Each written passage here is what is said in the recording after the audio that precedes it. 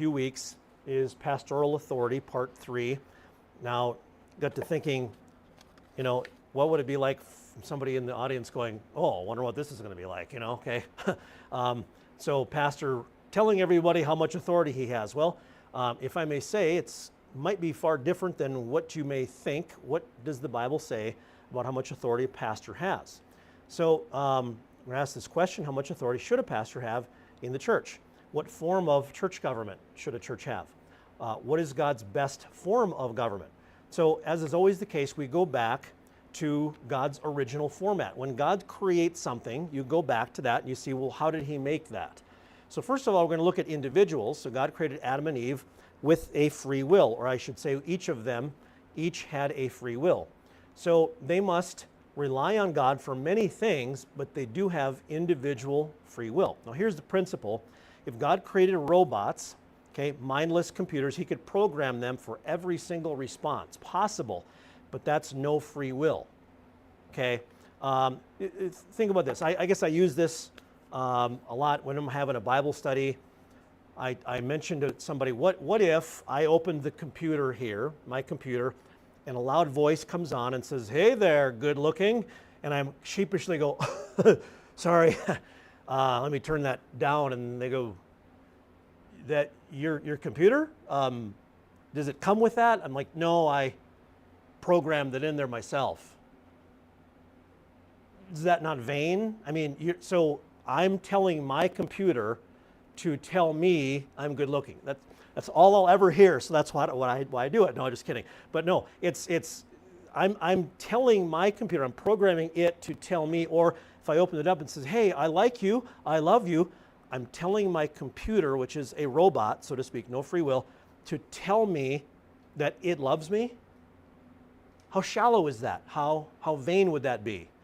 So you see, God created robots. They had no, sorry, let me back up. God did not create robots. What if, he had two options. If God created robots, there's no free will, how do they choose to obey him? How do they choose to tell him they love him? They can't. So, but there's no risk. You see, with robots, there's no free will, therefore there's no risk. They'll never, ever turn against you, but there's no love. If God creates sovereign beings, sovereign means an individual's ability to choose for their own selves. They're completely free, untethered from anyone else. Yes, we have a dependency upon God for our needs, but not a dependency to think. That means that we're untethered from him, and he wants it that way. Why? Because it's risky. You know what? Adam and Eve could choose to sin, but without free will, there's no choice, and without choice, there's no love. So this is what God did. So obviously free will is best, and in an ideal world, governing bodies are simply there to facilitate the function of God's creation. As we've mentioned before, in Genesis 1:16, God made two great lights, the greater light to rule the day and the lesser light to rule the night. Now the context of this, the rule is obviously not personally manipulating and physically turning anything. It's simply an oversight. It's an allowance for the rest of God's creation to be functioning. So the sun and the stars and the moon here facilitated the rest of God's creation. So free will is best. Yes, that's the way God created it. So obviously, when does free will go wrong or become a bad thing? Well, does it become a bad thing? It can, but does that mean you take free will away? Free will without the law, which is others before self, love thy neighbor as thyself, love the Lord thy God with all thy heart, thy soul, thy mind. Free will without the law is do what you want to do. Now you're in charge without God. It's a complete independence. Free will without self-control is not good. So, kind of small here, but as more men exercise self-control, the less third-party government is needed. Correct? So as more violence and chaos develop, more centralized control is needed to suppress it, and thus you have dictatorial kings or more police. Wanted to just mention this. I'm not going to mention any specific political party, but there are certain, in regards to political paradigms or formats, Communism is absolute control. Socialism is less control than absolute, but still a lot of control. Government takes over businesses. Fascism is the same thing. It's socialism. Government takes it over. What Nazi Germany was, what they call it, National Socialism. They took control of everything, but their main point was the nation over everybody. So they had a dictator, obviously Adolf Hitler, but in essence, National Socialism says the country will be your dictator. You give everything for the country. Socialism says you give just about everything for the government. Communism says you give everything and there's no God but us. Now, a democratic republic, in theory, is supposed to have more freedom because you have a guide, a document which guides you, and then you get to vote on certain things that govern you. Okay, the New Testament church in the Bible, ideal, the New Testament church is in essence a democratic republic. The people in that church get to vote on things concerning them, yet their guidebook is the Bible. Okay, so now maybe you're going to be familiar with this, and if you are, then it will help for you to understand. Traditionally, in the United States, we've had two-party system, and one will lean towards certain things and the other will lean the opposite. And sometimes they switch. So what today is Republican used to be what Democrats believed years ago. Anyway, so I'm not going to say which one. I'm not going to try to be controversial. I'm just simply saying one of them is known more for, or used to be known more for, putting it this way, not to be too sarcastic, but tell you what, you can't really handle your money very well, so you need to give your money to us. We'll handle it for you. Now, we're going to need to be paid for handling your money. So you give me your money, you pay me for handling your money, and then I'll give a portion of it back. Well, that's socialism, but it's not called that in the United States. There's a particular party that's exactly what they try to. The idea is you can't really think for yourself. You need somebody to think for you because you're not real smart. But then they withhold information from you so that you stay not smart. Now, the other party tended to say, no, less control in government. What should a New Testament church be like? What should preaching be like? How should churches handle theirs? More about this later. But if the preacher does the thinking for you and tells you what to think, gives certain cliches and sound bites, not Bible, just statements and phrases that it's hard to fact check, but you're supposed to just believe that. That's based on human belief, and then you have less information.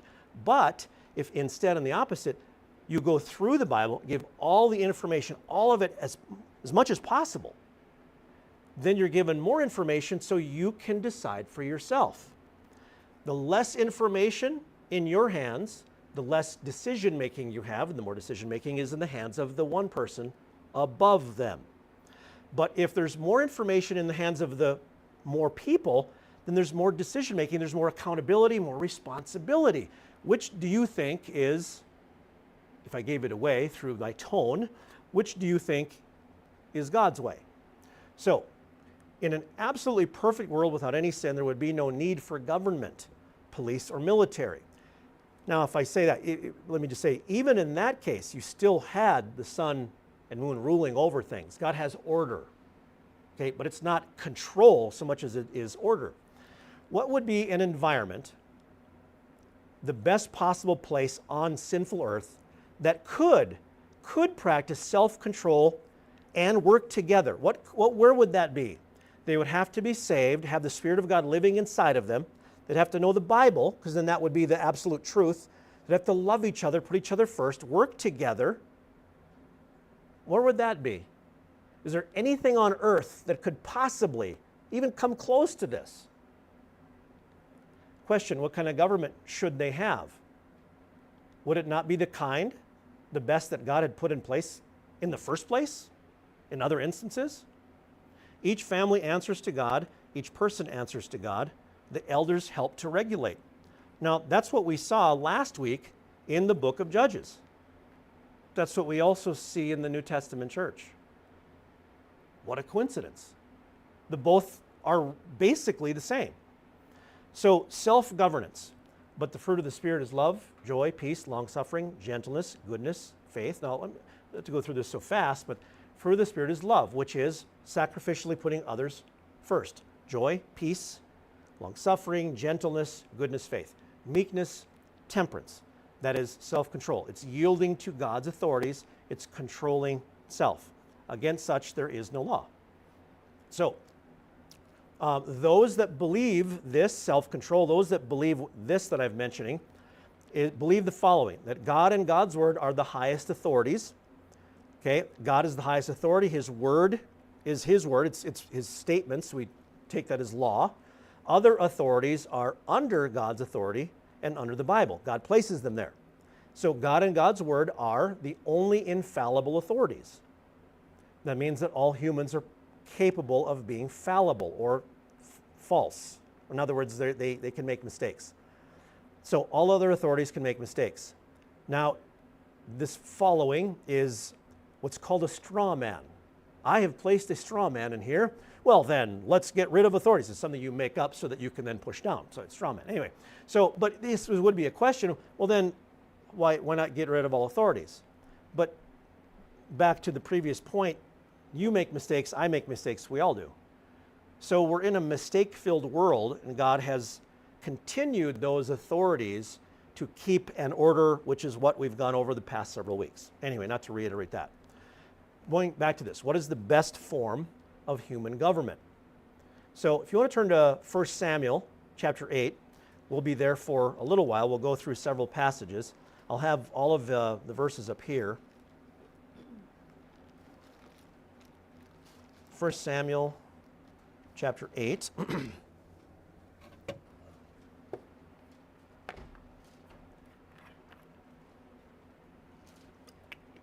So, back to this question, what is the best form of human government? 1 Samuel 8 and verse 1.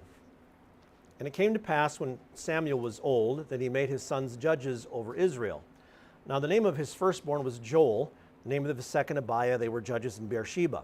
And his sons walked not in his ways, but turned aside after lucre, that's money, and took bribes and perverted judgment. Then all the elders of Israel gathered themselves together and came to Samuel unto Ramah, and said unto him, Behold, thou art old, and thy sons walk not in thy ways. Now make us a king to judge us like all the nations. But the thing displeased Samuel when they said, Give us a king to judge us. And Samuel prayed unto the Lord. And the Lord said unto Samuel, Hearken unto the voice of the people and all that they say unto thee, for they have not rejected thee. Now notice this, but they have rejected me, that I should not reign over them. So is a king the best form of human government? It's not. Because if it was, God would say, waiting for you guys to ask. Or, wait a minute, if it was the best form, would God have put that in place in the first place? Of course he would. But what did he put in place in the first place instead of that? Well, the judges. Okay, which we'll show more in a little bit. So, in other words, they did not want God to be their king. Notice the underline and the word reign there in black or bold. They did not want God to reign over them. And if God was their king, notice this, each person, each family, each elder council would go directly to God. Is that not what we looked at the last couple weeks? So each family, each person, each elder council, which is in charge of helping to govern and some oversight to cities and to the tribes, they'd have to go directly to God. Everybody does. They don't go through anyone. Obviously, you submit yourself to these elders because they're placed as judges. And by the way, I didn't have this up here, but if you ever, one of those little things where, okay, I got this list of things where I'd love to go through this and show you these little tidbits, I guess, or questions that may arise. But if you ever run something through something in the Psalms where it says to rebuke not the gods, okay, and you're like, the gods? Well, those are idols, right? In this case, it's magistrates. If you see in the Bible, like in Psalms, to not raise up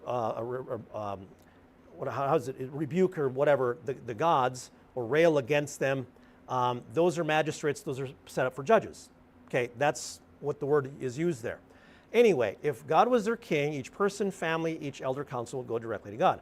Under God, there would be a distribution, like I said earlier, a distribution of decision-making, accountability, and responsibility. See, if you're given the information, now you're responsible for it. Now you have to do it. You have to abide by it. Now you're accountable. So remember in 1 Corinthians it talks about how every Christian is going to get rewards, right? They're going to get, they're going to bring their works before them. It's wood, hay, and stubble, or gold, silver, precious metals. Okay, if you give your thinking and your decision making into the hands of the other, and he tells you what to do for God and you just do it, are you getting a reward? Probably not. Doesn't sound like it. But see, when you do it of your decision, you get the reward because it's your decision. That's the way it's supposed to be. So the more decision making in the hands of the individual means there's more accountability.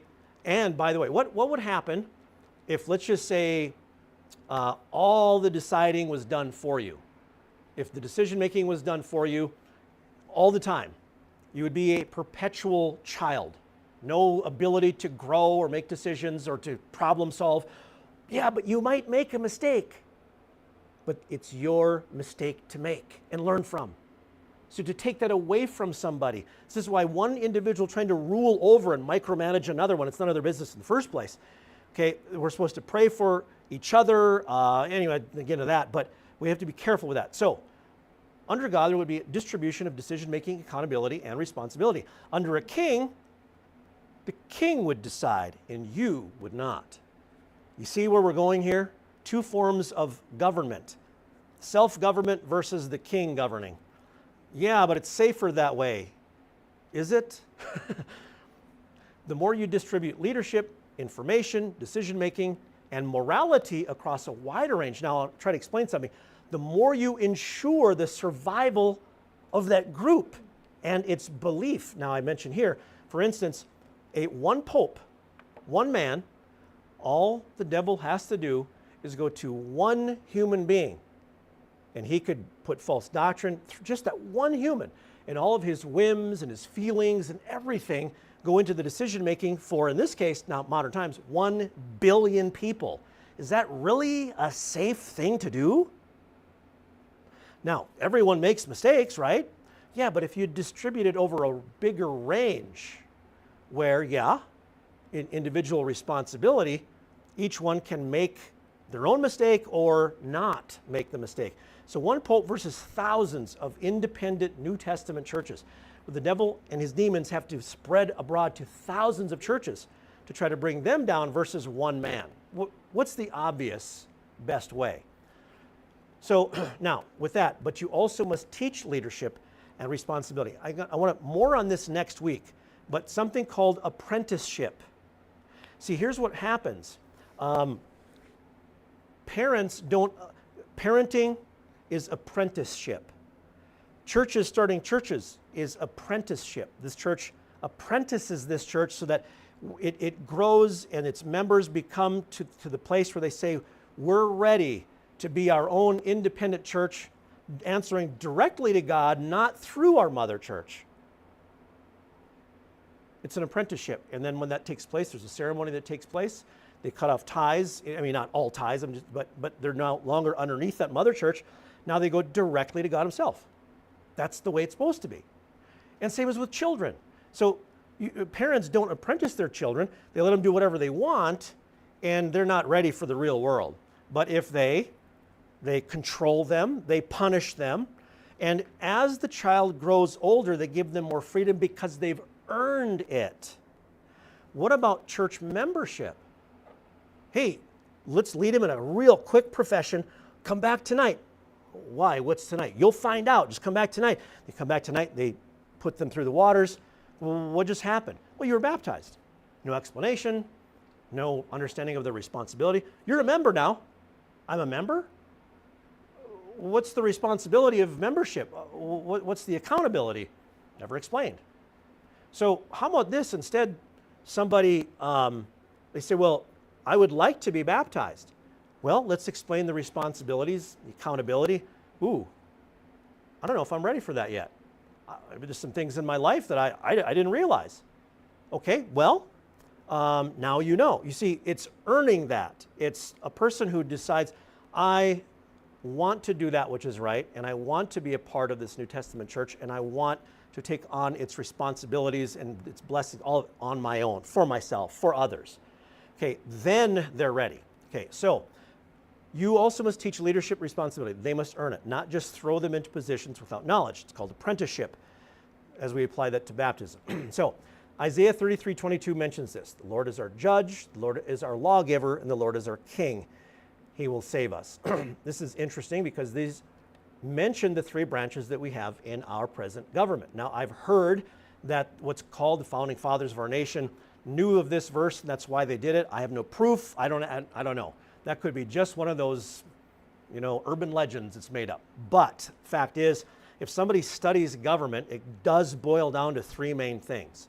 So the judge or the judicial, he judges laws. He judges whether they're constitutional or not, in our case, in the United States. Legislative or lawgiver, that would be our Congress. They make the laws, and the king, or in our case, the president, is the executive, and he executes the law.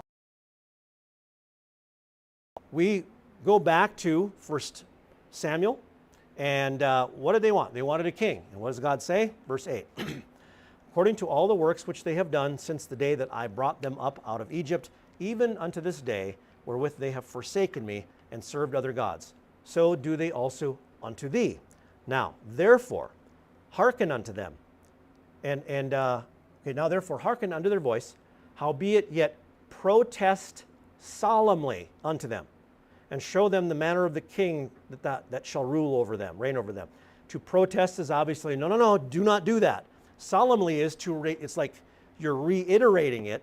It literally would be taken from the word to repeat. Protest, no, do not do that.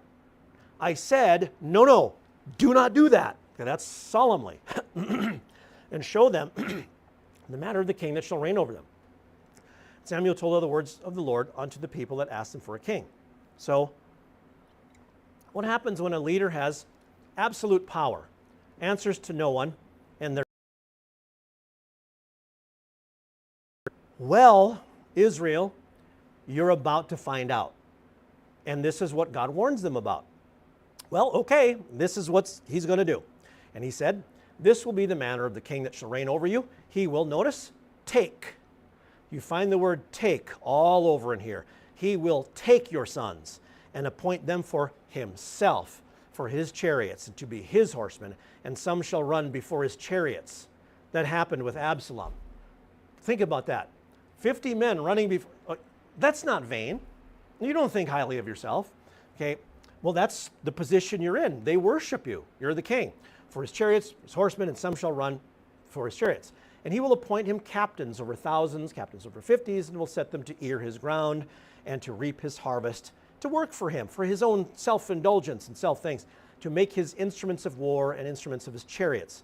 And he will take your daughters to be confectionaries. That means to make desserts, to be cooks and to be bakers. Now, the kings didn't always do all bad things, but this is the end result, and this is the kind of or form of government that you're going to have. He will take your fields and take your vineyards and take your olive yards, even the best of them, and give them to his servants. And he will take the tenth of your seed. That's called taxes. And of your vineyards, and give to his officers, to his servants, and he will take your men servants and your maid servants and your goodliest young men and your asses and put them to his work. Right? Maybe not a good thing. Goes on. He will take the tenth of your sheep, and ye shall be his servants. And ye shall cry out in that day because of your king, which ye shall have chosen you. And the Lord will not hear you in that day.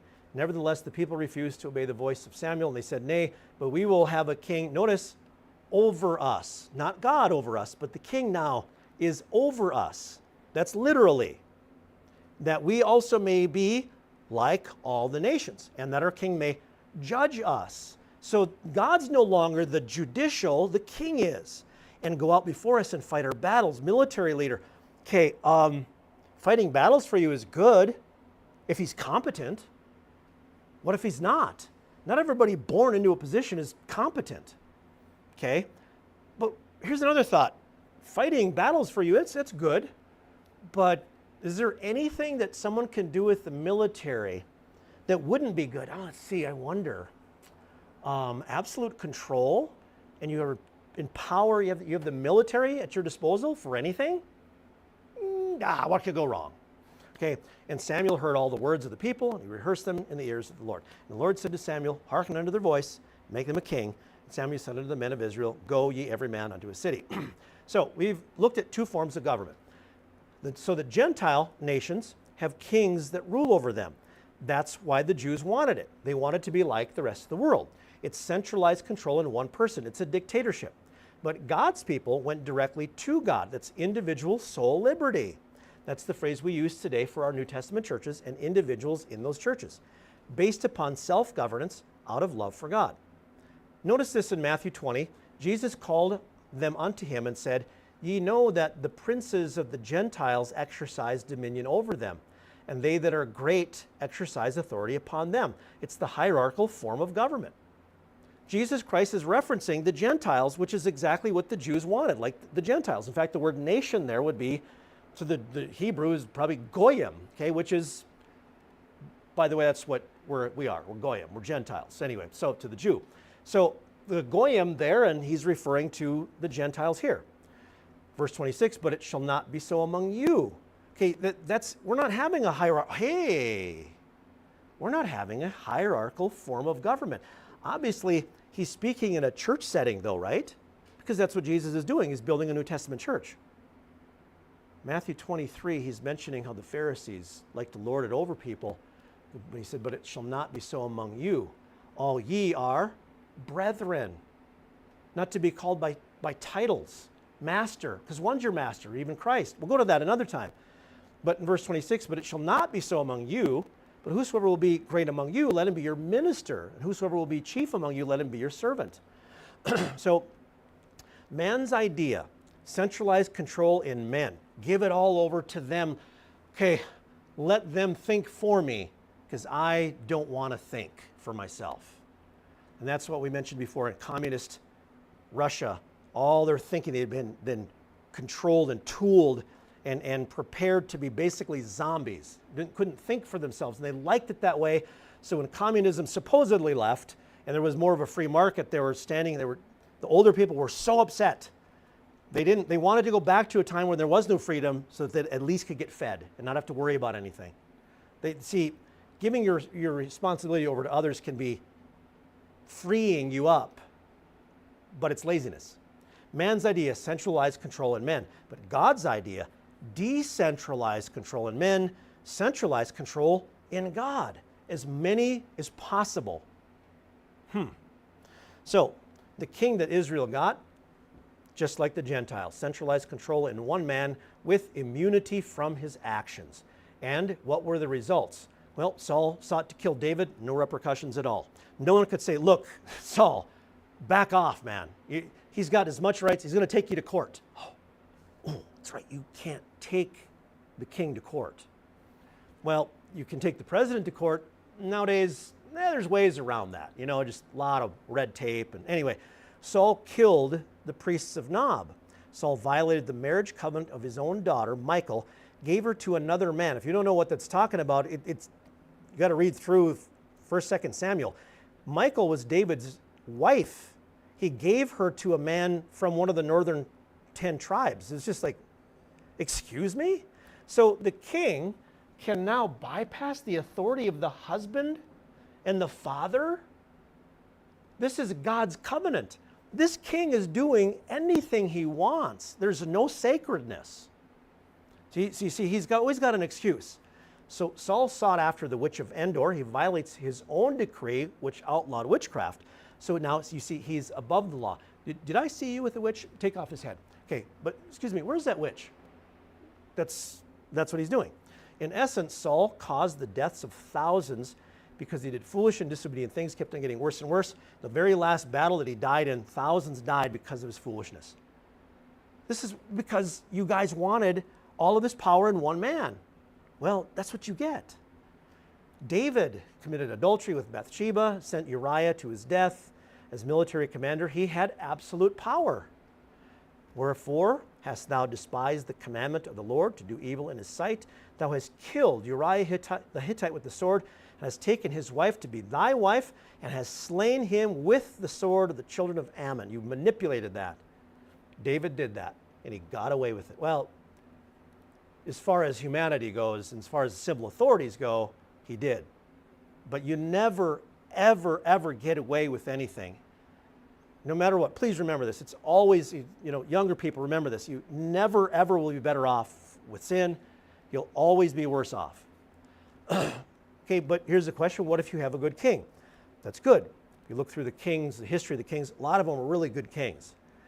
If a king uses his power for good, puts others first, but if the format of government allows for immunity from all consequences, then the format is already in place for a future tyrant. All he's got to do is move right into place, and a spoiled child becomes a king. That's exactly what happens many times. Remember, God never wanted this kind of centralized control. Why? Because it wasn't a good idea, because of this reason. Should not a wise king create a government that limits his own power, makes him answer for his own crimes, defines his powers, what he can and cannot do? Now, the United States does that. Now, there's no perfect form of government in the sense of you have to have imperfect people, because eventually something can take place. You can cave in some place or another. But if it stands the test of time due to its checks and balances, one thing about one man in control, if he's a man of action, he can get things done right away. But he can also get his entire army and go and invade some poor little country and destroy it. And no one has anything to say about it. And he can take whatever he wants from you.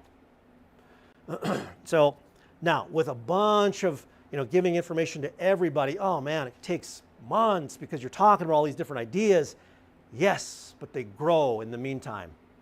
It takes time with a lot of stuff. With government, it's called red tape. But anyway, there's got to be some kind of a happy medium, so to speak, that brings all of this together. Would not God be the one? And if he were to institute his own New Testament church, would Jesus Christ, if you have, let's just say 5 forms of government, and you got good at the top and second, third, would Jesus institute number 3 on the list? No, he'd do the very best.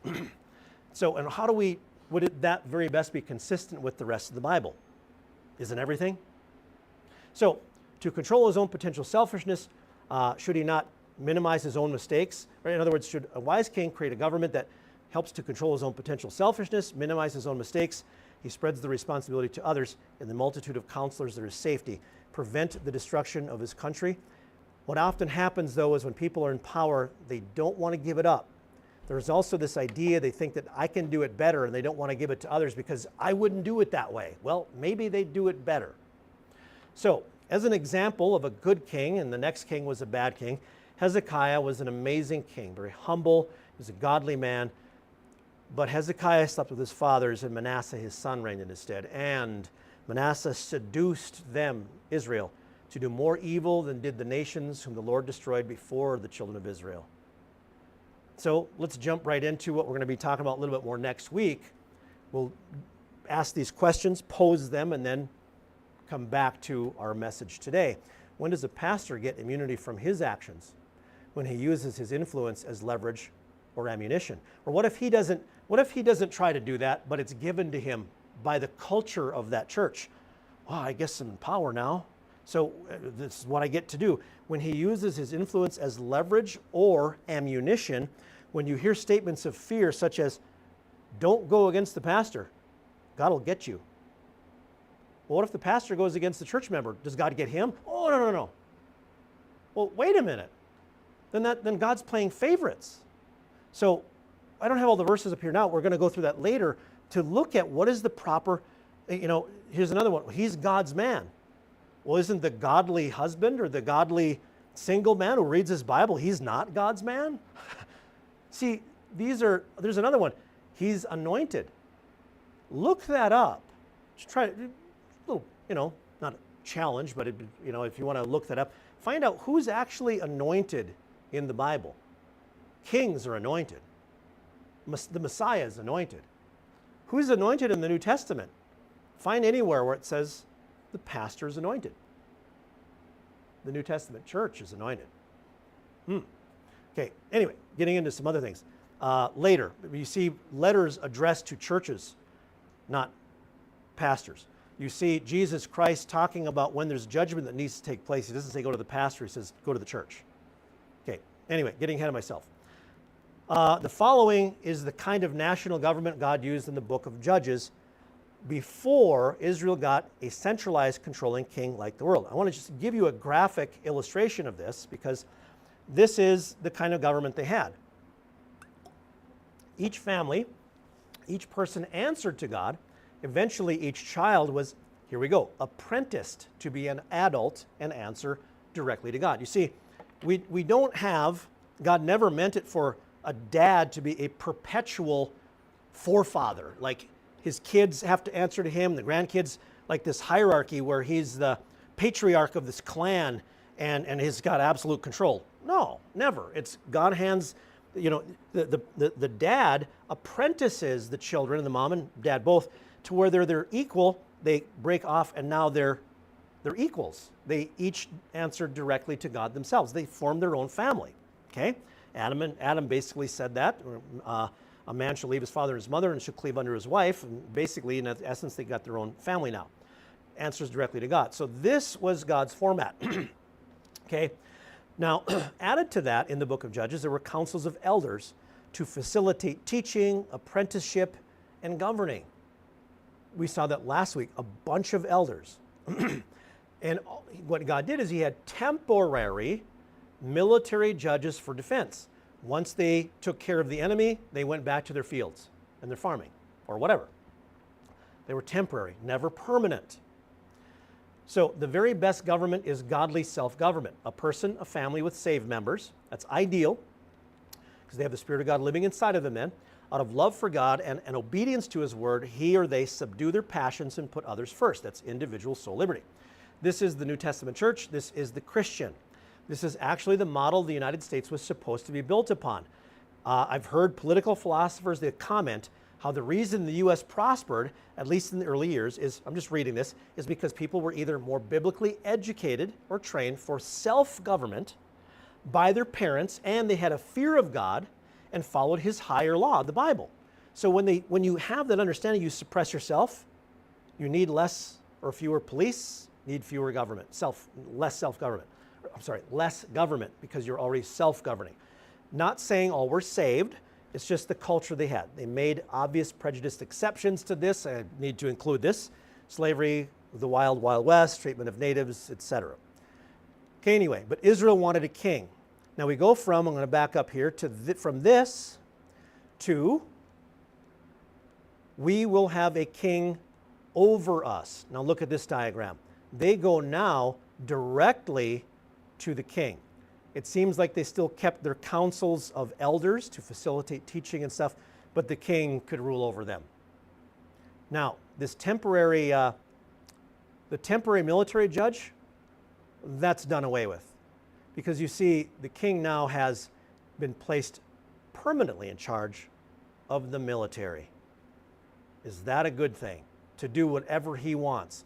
So, the person who can create his own laws can be above that law, does not have to prosecute himself, and has an army to enforce his will.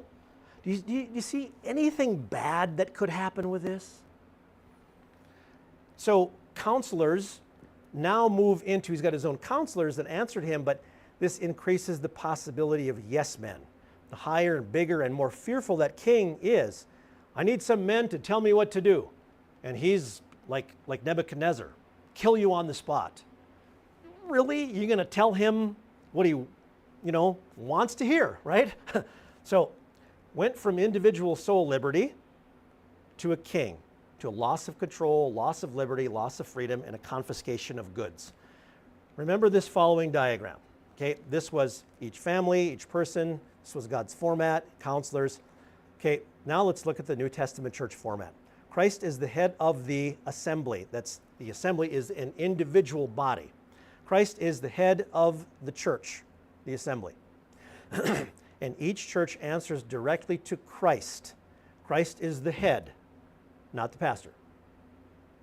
Okay? Remember this diagram. We will have a king to reign over us. What if we replace that with, we will have a pastor over us? Okay? Now, what happens in this diagram is they're giving their thinking over to one man. Now what you have is a group think.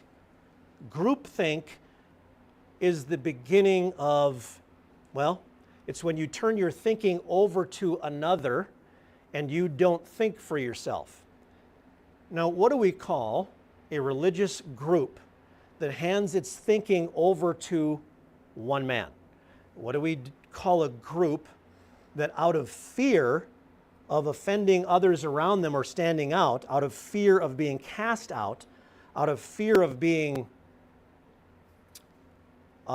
disciplined, dare not speak against the one they've given the thinking over to?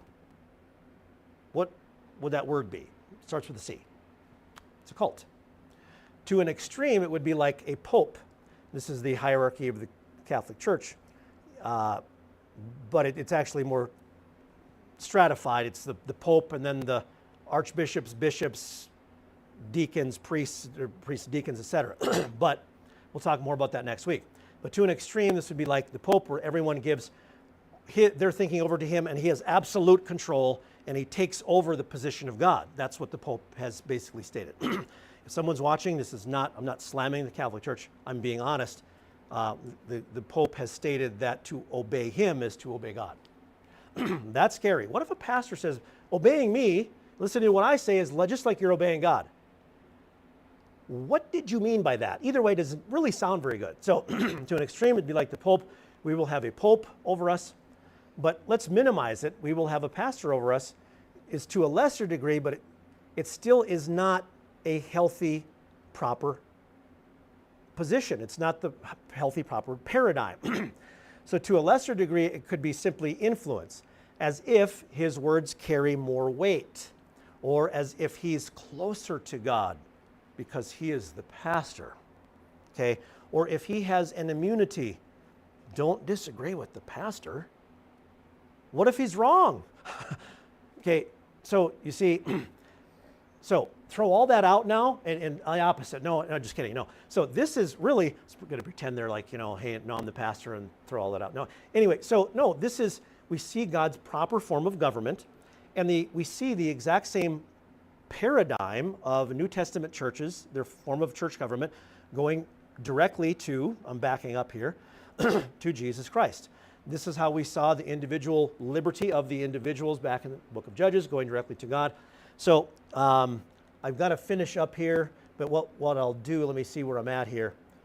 Okay, I'm going to get into this. I'll better do this next week, otherwise it gets too late. But there is the phrase in Judges 17 that says, in those days there was no king in Israel, but every man did that which is right in his own eyes. Okay, I want you to, if you have a chance, go ahead and read that. There's 4 statements that are made with that statement. Okay, is it saying, oh man, is this statement saying everybody did that which is right in his own eyes according to his own standard, and therefore it was chaos, and therefore did wrong, and they did it because there was no king to guide them, which would have been way, way better? Is that how it's meant? So let me just say this. It makes great preaching because that's how it's often preached. Every man did that which was right in his own eyes. That sounds bad.